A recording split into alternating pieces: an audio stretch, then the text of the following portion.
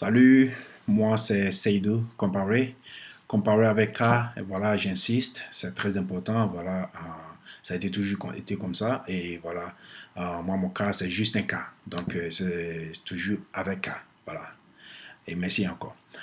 Bon, moi je suis juste j'allais dire un informaticien, voilà, un ingénieur en informatique et voilà, dans la technologie, j'allais dire plutôt un data center networking et un ingénieur avec pas mal d'années de carrière là-dedans. Et puis voilà, je suis aussi un consultant privé et je travaille avec pas mal de compagnies et je les aide à résoudre et voilà, à faire une optime, à améliorer leur production côté informatique et rendement, voilà, et arriver à pallier et à résoudre pas mal de problèmes qu'ils ont côté stockage, côté networking, côté serveur, voilà. Aujourd'hui, je voulais juste faire une présentation sur la virtualisation, voilà. La virtualisation, voilà, je sais que pas mal de personnes savent ce que c'est.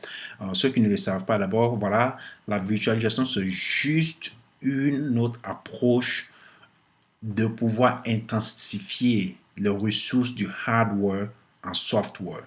Et ce que je veux dire par là, c'est juste prendre un hardware et arriver à multiplier les rendements qu'on peut offrir. Par exemple, sur un seul serveur, au lieu d'avoir un seul serveur installé, on peut avoir, disons, 10 à 100 serveurs installés sur seulement une machine.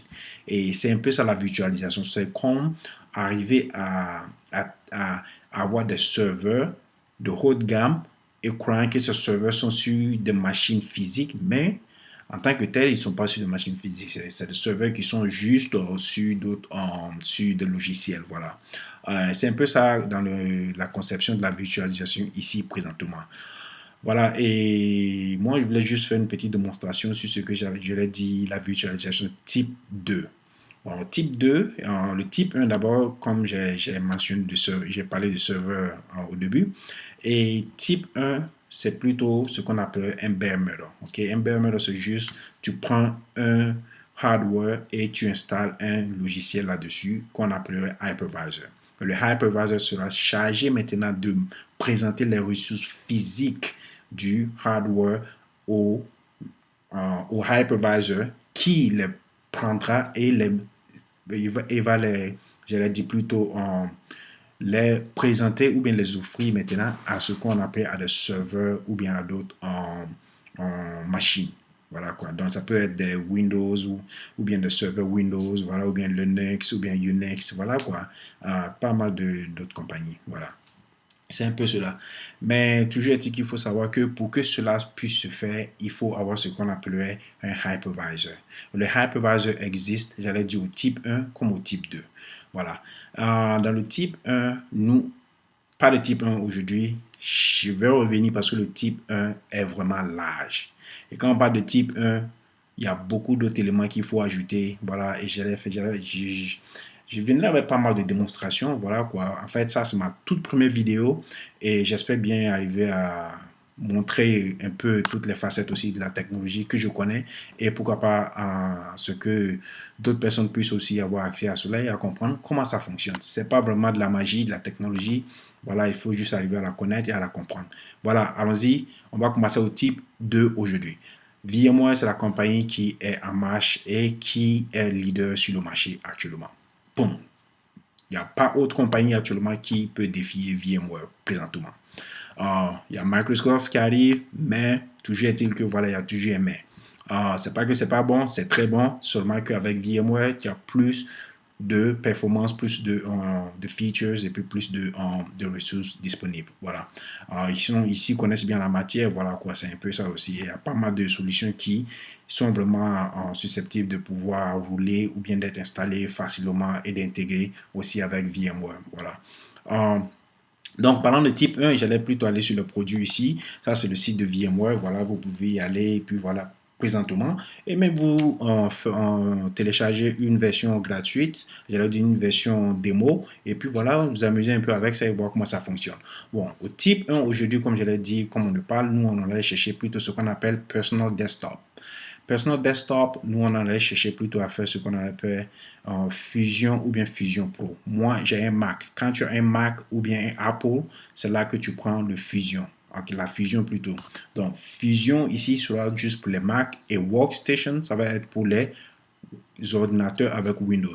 Now, le type 1 ici, le type 2 plutôt ici, comme on a dit, Fusion, c'est juste un logiciel que nous allons installer sur un autre logiciel pour pouvoir utiliser d'autres fonctions et arriver à faire des installations d'autres machines encore là-dessus.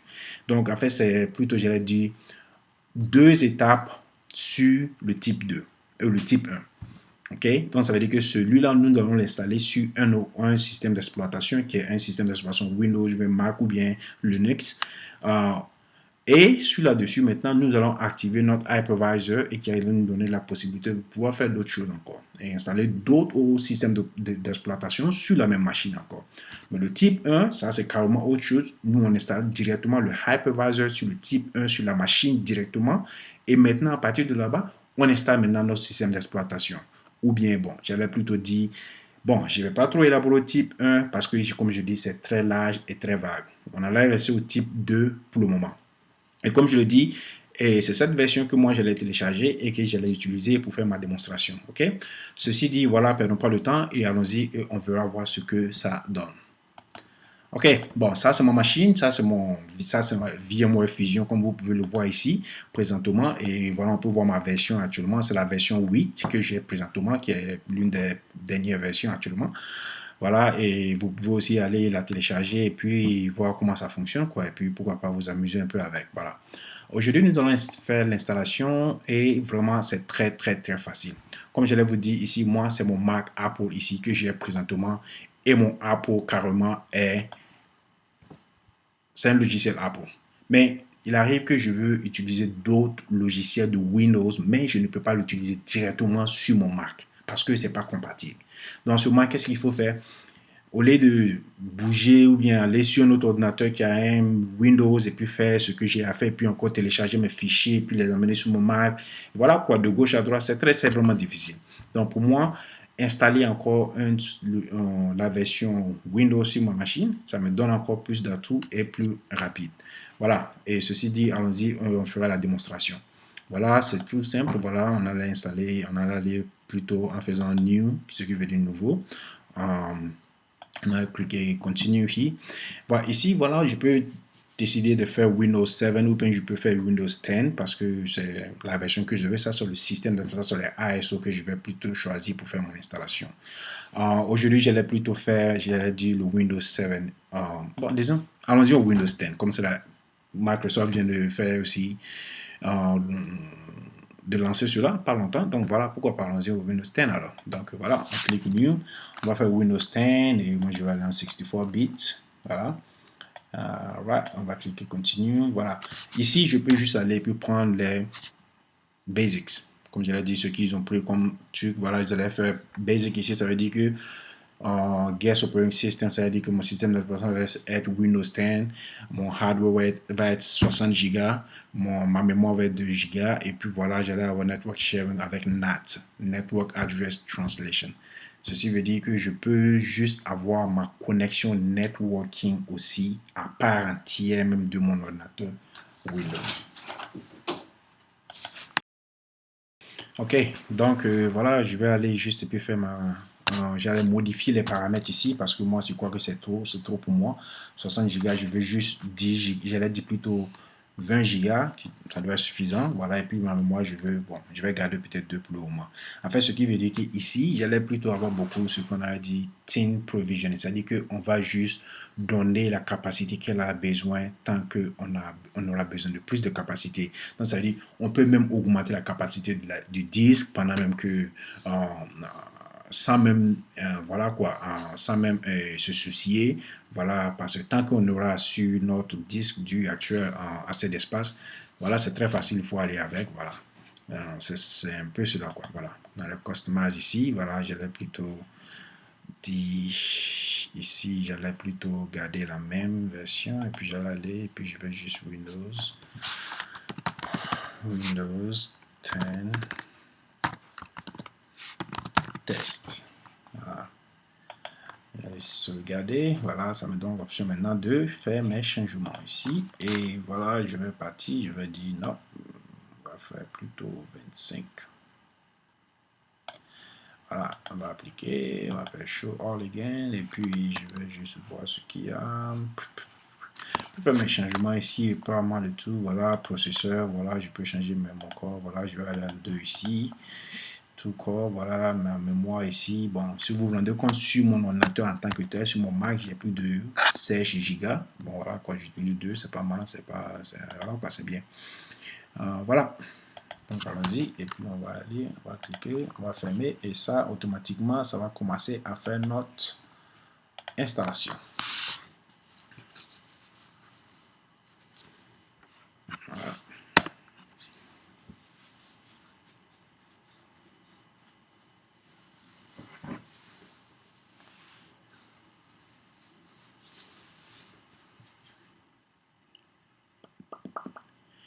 Voilà, et si vous avez des questions, n'hésitez pas à les poser. Voilà, je vais aller, puis aller les répondre voilà, autant que je pourrai, quoi. Voilà.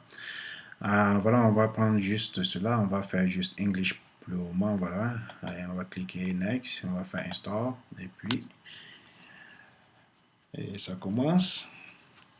Au moins, ça aussi, ça donne la chance à pas mal de personnes qui n'ont pas encore vu Windows 10 en activité. Voilà quoi. Et nous, on va skip ici pour le moment parce que j'ai pas de clé. Je vais faire juste une démonstration. C'est juste, voilà quoi. Et j'ai la possibilité d'avoir toutes les versions ici. Donc voilà, je peux prendre ce que je veux. Mais moi, je vais juste aller avec Windows 10 and Enterprise. Je vais cliquer Next. Je vais faire accepter les termes et conditions, voilà, et puis je vais cliquer accept, et puis je vais juste faire une installation avec Advanced, et puis voilà mes 25 Go que j'ai présenté, et je vais l'utiliser comme j'avais déjà initialement fait, voilà, et puis je clique next, et puis voilà, pouf, ça commence. L'installation est vraiment rapide, voilà, parce que tout est en fichier, donc ça veut dire, c'est pas comme si vous êtes en train d'installer sur un disque dur actuellement. C'est juste un fichier, c'est-à-dire le disque dur même qui est présentement présenté à mon Windows n'est pas vraiment réel. C'est juste virtuel, ok? C'est juste des fichiers. C'est juste un tas de fichiers combinés pour créer un disque. C'est juste cela. Ok, imagine-toi que, disons que tu crées, c'est comme si tu crées un fichier, voilà, et le fichier, tu mets un système de mesure, genre, tu allais dire que c'est un fichier qui peut contenir que 60, ou bien j'allais dire 100 gigas de dossier, voilà. C'est un truc comme ça, voilà, vous pensez un truc comme ça, et puis voilà, pouf, ça fait, l'idée rentre en même temps, voilà. Donc, c'est un fichier dans un fichier. Donc, c'est simplement cela. Voilà. Donc, ça veut dire que je peux effacer cela sans problème. Je peux même avoir accès au fichier sans problème. Voilà, c'est vraiment magique. C'est un peu, comme je l'ai dit, c'est pas magique, mais voilà, il faut juste arriver à comprendre tant que la logique y suit. Voilà, quoi, vous mettez un tout petit peu d'astuce et puis voilà, pouf, vous vous rendez compte. Voilà.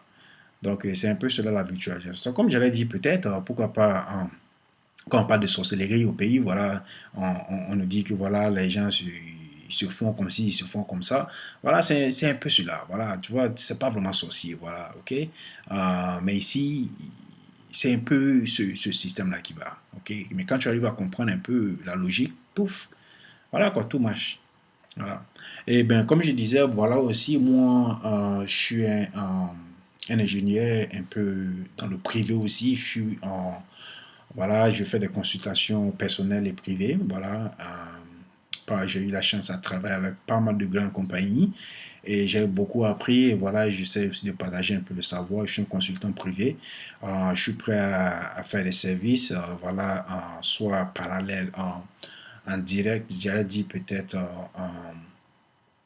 à partir, comment on appelle, remote, ou bien voilà, ou bien même faire même des présences physiques et participer. Et voilà, moi, je suis aussi un ancré carrément dans la technologie Cisco, voilà, vraiment dans le networking. Et je suis, présentement, je suis en pleine production avec l'une des dernières réalisation de Cisco et je vais faire pas mal de vidéos aussi sur le Cisco, voilà, et puis voilà, on va parler des fabriques, voilà, on va parler de Fiber Channel, on va parler de Highscasi, on va parler des connexions aussi, networking, voilà, on va parler de pas mal des CIFS, on va parler de CIFS, c'est juste, en anglais, c'est juste Common Internet File System, c'est juste voilà, un système de partage de fichiers voilà, qui utilise un peu le IP aussi. Euh, voilà, je vais faire des démonstrations sur le networking, comment vraiment les BABA même en tant qu'état du networking, comment les dossiers, les fichiers, comment les trucs vraiment les connexions, voilà, tous les protocoles et voilà, je vais faire pas mal de vidéos, voilà. Je crois que je suis un peu inspiré, et voilà, je voudrais vraiment partager un peu ce genre de savoir-là. Bon, voilà, je me suis rendu compte que sur YouTube, il n'y a pas vraiment de vidéos en français comme cela. Et la majeure partie de ces vidéos qu'on voit sur YouTube ou bien partout ailleurs, voilà, tout est en anglais. Voilà, je me dis que c'est un peu quand même isolé de nos frères au pays, voilà, qui sont qui parlent la langue française et qui sont vraiment limités. Euh, une chose est sûre, voilà, moi, je voulais bien voulu même faire cela même, pourquoi pas en langue même africaine, vous voyez, et pourquoi pas discuter de la technologie en Afrique, tu vois, en africain, quoi, voilà. Mais honnêtement dit, voilà, c'est les lacunes, et voilà, bon, je suis carrément, moi, j'ai beaucoup grandi, j'ai plutôt fait mes premières études en français, et voilà, j'ai eu la chance aussi de les continuer plus en anglais, et ma connaissance en technologie et informatique, ça a été beaucoup plus ancré en anglais. Donc, ce qui fait que souvent, vous allez vous rendre compte que j'utilise beaucoup de mots en anglais euh, pour définir ce que je vais dire en français. Un truc comme ça. Parce que je ne le connais pas vraiment en français en tant que tel. Voilà quoi, c'est un peu cela. Voilà. Bon, on va vraiment observer l'installation. Et comme vous vous rendez compte, je n'ai pas fait de pause, je n'ai pas arrêté voilà, l'installation et l'enregistrement. Et ça continue. Vous allez vous rendre compte que ça va procéder jusqu'à ce que vous allez tout voir en tant que tel. Voilà, c'est un peu cela quoi. Voilà. 84% pour le moment. Voilà. Bon, je parlais ici un peu de networking aussi. Donc, voilà, même ici, dans notre installation, on aura aussi le concept de networking qui s'y donne. Voilà, il y a ce qu'on appelle private network. Voilà, c'est une connexion privée carrément à la machine que je suis en train d'installer. C'est-à-dire que si je ne veux pas que cette machine même communique avec mon Mac, et ça ne va pas se passer. Voilà, et ce qui est plus intéressant encore, voilà, je l'isole carrément du Mac. Si je dis qu'elle partage des fichiers avec le Mac, elle pourra les partager. Si elle ne partage pas, elle ne les partage pas aussi. Voilà. Et rendez-vous en compte, ça veut dire que un fichier que je crée carrément sur ce même ordinateur en utilisant mon Windows, je peux le partager carrément avec mon Mac. Et ça marche parfaitement, ce qui est plus encore intéressant. Vous voyez? Donc, ça veut dire que je n'ai pas vraiment besoin d'acheter un fichier Mac et puis un software, un logiciel Mac et un logiciel en Windows. Parce que si je n'avais pas cela, voilà, c'est ce que j'allais faire. Mais ici, dans le cas, pouf, ça c'est un bon débarras. Voilà, ça me permet d'économiser un peu beaucoup plus. Voilà quoi, c'est un peu cela. Avant que tout ceci arrivait à ce qu'on appelle Bootcamp. Et Bootcamp, c'est un peu un truc de Mac. Mais le bootcamp, il y a un problème. Et il faut, quand vous utilisez le Mac, le Apple, j'ai la difficulté Apple, ok, et vous voulez utiliser le Windows, il faut que vous éteigniez le Apple et puis redémarrer, et puis démarrer au Windows pour utiliser le Windows. Non, c'est pas vraiment convenable, quoi. Voilà, c'est un peu voilà. Donc, moi, je n'étais pas tellement un fanatique de ça, donc voilà, bon, moi, j'ai plutôt préféré euh, utiliser VMware Fusion, voilà, sur mon Mac. Et puis voilà, c'est très très bien et je l'adore, voilà. Voilà. Voilà, et l'installation continue. Et comme vous pouvez le voir, voilà, ça va juste aller et puis redémarrer. Ça me demande de le faire cela manuellement ou bien dans 5 ou 4 3 2 1 seconde, ça va redémarrer. Pouf. Et rendez-vous en compte, le démarrage ici est très très très rapide. Très rapide. Parce que ça n'a pas vraiment, ça ne s'assoit pas sur un hardware. Comme je vous l'ai dit au début, c'est juste un software. C'est un software, c'est un fichier software. Et comme vous pouvez le voir ici, voilà, vous pouvez vous en rendre compte, voilà, si je bouge même à gauche, à droite, ça c'est mon Mac, boum, ça c'est mon Windows, boum, ça c'est mon Mac, et ça c'est mon Windows. Très, très, très bien. Voilà. Et l'installation continue, voilà, et on verra voir ce que ça va donner. Voilà. Je vais juste laisser jusqu'à ce que ça finisse. Et voilà, quoi, vous allez voir ce que ça donne. Ceux qui savent déjà comment le Windows fonctionne, et voilà, l'installation continue, et puis voilà, ça va faire, et puis voilà, ça va continuer, et ça va nous dire où on en est. Getting devices ready. Getting devices ready, 6%. 12. Okay, there you go. Boom. Aha. Très bien ça.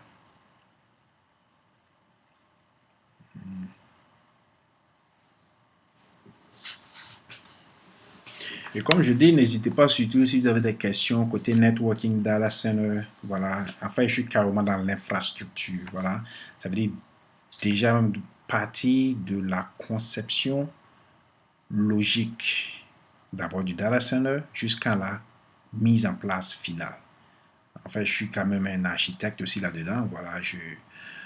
Euh, voilà quoi, je peux à partir même de faire des recommandations sur la base même déjà de la compagnie, des ressources ou bien voilà, des objectifs de la compagnie en tant que tel, voilà, du personnel, de l'utilisation, voilà, et voilà, faire des estimations sur à long et court terme, voilà, et voilà quoi, et c'est un peu tout cela, un peu ce qui fait que voilà, il faut arriver à tout intégrer. Donc pour cela, il faut vraiment être un architecte et voilà quoi. Sinon, le plus souvent, on trouve pas mal de personnes, j'allais dire peut-être des systèmes administrateurs, voilà, ceux qui sont juste chargés pour maintenir le fonctionnement de la chose en tant que telle, du jour au jour. Il y a des ingénieurs, ceux qui sont carrément, qui pensent au-delà des administrateurs, qui pensent plutôt à mener une solution avant même qu'on les demande même, voilà, qui pensent même à remédier au problème sans même que vraiment euh, on, on, on, on ne soit vraiment, vraiment affecté. Voilà, c'est un peu, un peu la différence entre un ingénieur et puis un administrateur ici. Voilà. Voilà. Donc, y a tout ça qu'il faut arriver à comprendre. Voilà, un technicien, et, voilà, et tout ça. Voilà, mais les ingénieurs ils sont un peu quand même plutôt, voilà, plus ancrés même carrément dans la chose. Voilà, et c'est des gens qui partent jusqu'au bas même de la chose pour pouvoir ramener ou bien même arriver à démontrer pourquoi, la raison pour laquelle ça s'est passé et amener les preuves en tant que tel. Voilà, c'est un peu cela. Et c'est un peu ce que moi je fais. Voilà, et quand on parle de root cause analysis, voilà un peu ce genre de trucs-là. C'est très important parce que les compagnies qui ont besoin de, comment on appelle, de preuves, de raisons pour laquelle ça s'est passé, parce que si je suis une compagnie qui fait des qui offre des services à d'autres compagnies, voilà, et puis voilà, sur la base de notre agrément, et voilà, je n'arrive pas vraiment à fournir les services en tant que tel, mais si déjà on avait signé des contrats, et puis voilà, sur la base que si c'est un dégât imprévu, voilà, que je n'avais pas vraiment prévu parce que je n'ai pas vraiment apporté les ressources nécessaires, donc j'allais être plutôt en défaut. Mais si ce n'est pas le cas, il faut que j'arrive à prouver que ce n'est pas le cas. Et c'est vraiment un cas plutôt qui n'est pas vraiment lié au contrat en tant que tel. Et en ce moment, je peux être carrément blanchi de ce qui se passe. Voilà. Et ces gens de trucs, il faut vraiment un ingénieur en tant que tel, un professionnel dans le domaine. Je ne suis pas professionnel partout, mais je suis quand même voilà, beaucoup ancré dans l'infrastructure et j'arrive à faire pas mal de grandes choses quand même. Voilà. Ici, voilà. Si pas mal de vous ont entendu parler de Windows 10, c'est bon, c'est bien. Voilà, Windows en a fait des trucs et tout. Je conseillerais plutôt de lire tout le temps. Il faut beaucoup lire d'abord avant de cliquer. C'est très important. La majeure des gens ne lisent pas, ils cliquent. Voilà. Donc ici, par exemple, quand Windows te dit Use Express Settings, ça dit qu'ils te disent que voilà, nous on va juste faire la configuration pour toi. Toi, vas-y, clique, OK. Ne fais pas cela. Ne fais pas. Parce que si tu cliques, par exemple, si tu regardes juste en bas ici, Customize Settings, quand tu cliques là-dessus, qu'est-ce que tu vois ici? Tu vois, on te donne déjà ce qu'ils allaient utiliser contre toi. Ils allaient déjà te traquer avec ta location, voilà. Donc, c'est des informations qu'ils vont avoir tout le temps de toi. Ils vont te dire, voilà, ils vont t'envoyer des applications qui vont étudier c'est-à-dire des publicités, des trucs commerciaux, des trucs comme ça, et ça va utiliser, par exemple, ton profil. OK? Juste, voilà quoi, sur les applications. Voilà, ils allaient juste, voilà, en send typing and en inking data to Microsoft. C'est-à-dire, ils allaient envoyer presque tout ce que tu tapes, même sur ton ordinateur. Microsoft a collecté toutes ces informations. Voilà. Personal, speeches and all, tout ça. En fait, c'est des informations qu'ils vont prendre de chez toi. Et je ne sais pas vraiment si toi, tu veux vraiment partager parce que ce que tu fais sur ton propre ordinateur, c'est ton problème. Je crois que c'est un peu privé pour toi. Pourquoi Microsoft veut juste avoir tout ça? Bon, s'il y a un problème, voilà, viens et puis tu ne veux pas, mais moi, je ne vais pas te donner tout ce que je fais à chaque fois. Donc, voilà quoi. Donc, c'est pourquoi j'ai dit lisez tout le temps. Lis. Et puis, voyez où vous pouvez faire des costumes, où vous pouvez faire des modifications et faites vos changements avant de cliquer Next. C'est très important. Et c'est la même chose ici aussi. Voilà, moi, je ne veux pas tous ces trucs-là. Voilà, je ne veux pas. Je ne veux pas que, voilà, il ne faut pas. Non, je ne veux pas tout ça. Voilà, c'est tout. Puis je clique Next et puis voilà, on continue. C'est très simple. Mais bon, la majeure partie des gens ici n'aiment pas vraiment aller avec lire. Ils veulent juste aller cliquer Next. En fait, je crois que c'est un peu partout. Hein. C'est pas juste... pas mal d'informaticiens même le font. Voilà. On les voit partout, hein, dans les compagnies. Voilà, presque partout. Ouais, partout. Bon, concernant Windows 10, comme vous le savez déjà, Windows a déjà des règles qu'elle a mis en place et ça veut dire qu'il y a d'autres choses que vous ne pouvez pas vraiment changer, donc il faut faire vraiment très attention quand vous utilisez Windows 10. Par exemple, les updates, c'est-à-dire que les maintenances et bon, les patches, vous voyez, ça veut dire que plutôt de nouvelles fonctions qu'ils allaient, par exemple, ils allaient mettre sur le marché ou bien ils allaient essayer d'installer sur vos ordinateurs pour pouvoir augmenter ou bien améliorer la performance de leur software. C'est des choses que vous ne pouvez pas vraiment en bloquer. Donc voilà, c'est des fonctions aussi qui existent que Microsoft va vous interdire de faire. Ici dans mon cas, moi je m'en fous, je ne fais pas de Azure ici parce que j'ai pas besoin de, comment on appelle, Active Directory Cloud. Ça c'est pas ce que je veux. Bon, parlant de cloud aussi, c'est Office 365 et puis il y a Windows Azure aussi. C'est juste la possibilité de Windows de vous offrir une option d'héberger carrément votre système de données sur le cloud. Bon, ça c'est un autre domaine, on en reviendra, on est toujours dans la virtualisation, allons-y, continuons quoi, voilà. J'allais plutôt dire joindre un domaine ici, et j'allais cliquer joindre un domaine, bon, j'ai pas de domaine, mais voilà, moi mon domaine va être juste un domaine que je vais prendre à la hâte comme ça. Ici on me demande de what's going to use the PC, who's going to use this PC. Voilà, je vais juste un administrateur. Voilà, make it secure. Je vais mettre juste un mot de passe. Je vais juste mettre mon mot de passe encore ici. Voilà. Voilà. Et le 1, je n'en ai pas vraiment besoin. Mais je vais me l'assurer que j'ai bien tapé mon mot de passe. Voilà. Je n'ai pas besoin de ink. J'avais plutôt dit... je ne veux pas de ink. Voilà.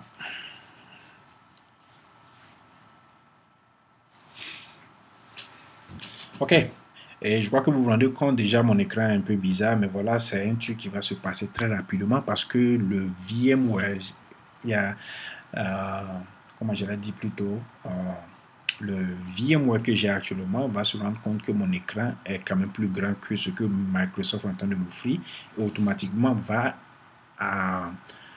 rectifier ce display, c'est-à-dire plutôt cet écran, et va le mettre en règle. Et j'ai pas vraiment besoin de faire quelque chose. Vous allez voir, c'est un truc qui va se passer automatiquement. Voilà. Alors, ma souris est là, voilà, vous la voyez, je crois bien. Je crois que Microsoft est en train de continuer avec télécharger un peu pas mal d'autres éléments. Voilà. Setting up your apps. Donc voilà, c'est juste des applications qu'ils sont en train de mettre en compte. Donc voilà, on va lui donner juste quelques minutes, je crois bien, 1 ou 2 minutes, et tout doit être maintenant parfait. Voilà, donc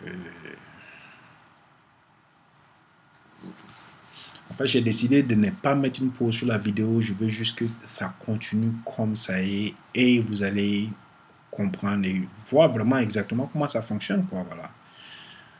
Ok, take a few things, let's start. Ok, let's start. Voilà, donc maintenant Windows est prêt à aller. Voilà, vous vous rendez compte ici, nous on est bon à aller. Ici, comme vous le savez déjà, ça dit que voilà mon network.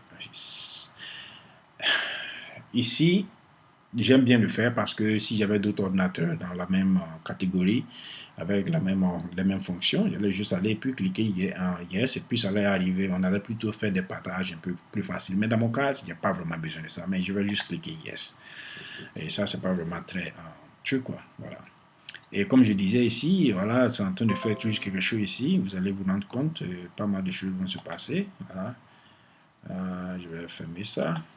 Je vais me rassurer que mon VMware. Ok. Il y a le VMware Tool qui normalement doit faire l'installation. C'est ce qu'on appelait l'élément qui va permettre à Windows de rentrer en contact avec le VMware, le hypervisor, et aussi qui nous permettra d'avoir contact avec d'autres, avec genre mon clavier, ma souris, mon écran et pas mal d'autres choses. Voilà. Et c'est cette application-là que je comptais, j'espère bien voir ici, pour qu'on puisse, qui allait faire l'installation directement pour moi. Voilà. Voilà. Voilà, mais je vais arriver, je laisse vous, on va voir ce qu'on peut faire ici. Voilà pour notre écran et nous allons plutôt faire landscape flip, portrait, nope. On va faire plutôt cliquer ici, on va faire display setting again, on va faire display settings, identify one, on va faire essayer de tirer, ok,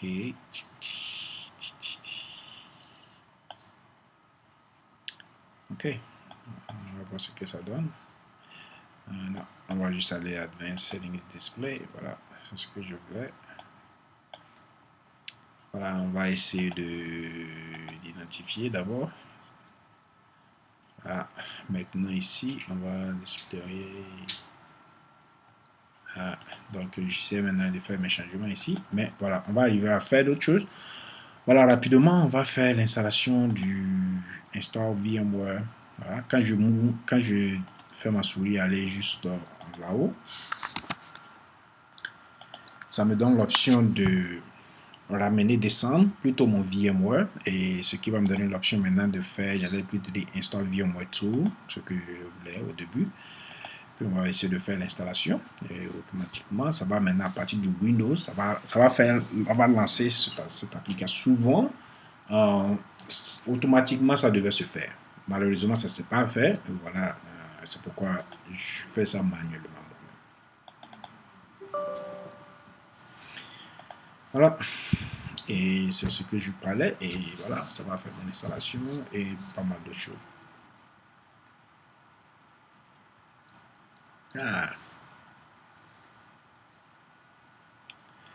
Voilà, j'espère bien que ça vous donne un peu une idée de ce que j'ai. Voilà, ça c'est mon Windows. Et ça c'est mon Mac ici. Et voilà, j'allais revenir sur mon Windows encore. On va finir cette installation. Et on aura un écran un peu plus large et bien ancré avec mon écran en tant que tel.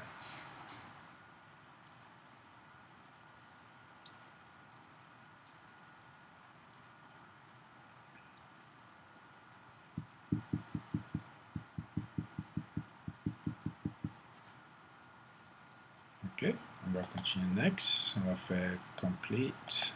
J'aime bien faire complete. Je ne fais pas trop de changements là-dessus. Si vous vous rendez compte, vous allez voir que ça parle un peu genre de keyboard, copying file, de souris, de display. Vous allez voir, ça va essayer de les lister, de les montrer ici de gauche à droite. Si vous prêtez attention ici, vous allez bien voir, voilà, ça installe un theme, print driver, voilà, ça va être des drivers et puis pas mal d'autres éléments qui sont nécessaires pour pouvoir pour mieux fonctionner. Voilà, ça VMCI driver. Voilà. La VNF, ça c'est Network PCI, voilà, USB mouse, voilà, mouse driver qui arrive, PCI, voilà, audio driver, video drivers, voilà. Voilà, et voilà, automatiquement ça commence à régler cela pour moi. Voilà. Removing backup files, et voilà. Et après ça, je vais juste redémarrer l'ordinateur et en fait juste mon Windows sans même vraiment toucher à mon Mac. Voilà quoi, c'est un peu cela.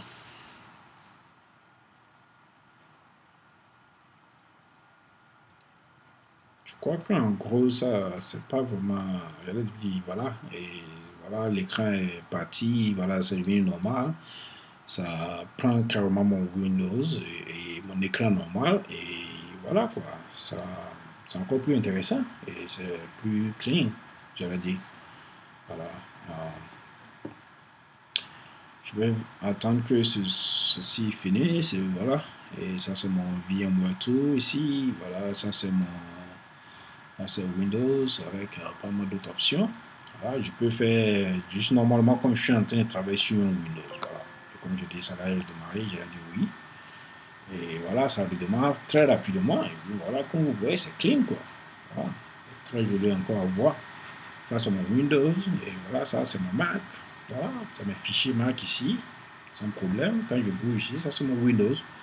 Et voilà, j'ai pas vraiment grand chose à faire. Et je vais vous faire une démonstration là. Voilà. Je voulais juste essayer de. J'en fais un nouveau. euh, J'allais plutôt dire un fichier. Voilà. J'allais plutôt dire text edit. Et puis, j'allais plutôt prendre un fichier que j'utilise sur mon Mac, qui n'est pas sur Windows. Voilà. Et qui peut aussi marcher sur Windows pas mal. Voilà, ceci est un test écrit. Ceci est un test. Voilà. Et puis j'allais plutôt sauvegarder cela sur mon desktop aussi. Voilà. Et puis j'allais plutôt dire nouveau fichier. Boom. Et ça va être sur mon desktop. There you go. Voilà mon nouveau fichier. Ça, c'est sur mon Mac. Comme vous le voyez, voilà. On va aller sur maintenant sur mon Windows si c'est prêt. Ça vient juste de redémarrer. Le même fichier qui est sur mon Mac, j'aurai accès au même fichier sur mon Windows ici. Voilà. Et voilà, comme j'ai déjà mis un mot de passe, je vais l'utiliser encore. Et puis je vais avoir accès à mon Windows.